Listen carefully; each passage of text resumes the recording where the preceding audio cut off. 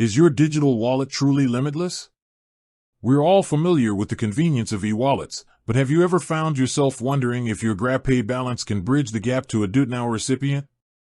It's a question that pops up surprisingly often, especially as we navigate the increasingly interconnected world of digital payments here in Malaysia. Think about it. You've just enjoyed a delicious Grab food order, your GrabPay balance is looking healthy, and then you remember you need to send some money to a friend who uses DuitNow for their transactions. Or perhaps you're a small business owner, accepting payments via GrabPay, but your suppliers primarily use DuitNow. The friction, the extra step, the potential for missed opportunities, it's something we've all encountered in one form or another. This isn't just a technical curiosity, it's about the practicalities of our daily financial lives. We're looking for seamless experiences, and when digital payment ecosystems don't quite align, it can be a real headache. So, let's get straight to the heart of the matter. Can GrabPay directly pay DuitNow? The short answer, as of now, is no. GrabPay and DuitNow operate as separate payment ecosystems. GrabPay is primarily a closed-loop e-wallet within the Grab ecosystem, designed for transactions within Grab services like ride-hailing, food delivery, and payments to GrabPay-enabled merchants. DuitNow, on the other hand, is an interbank transfer service facilitated by Payments Network Malaysia, PayNet, allowing instant fund transfers between participating banks and e-wallets using identifiers like NRIC, mobile numbers, or account numbers.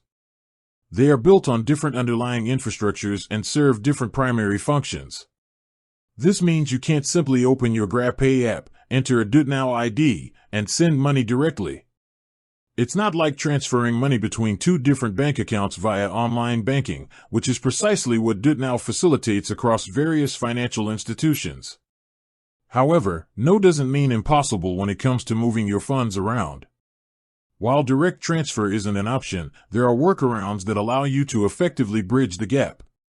The most common method involves an intermediary bank account.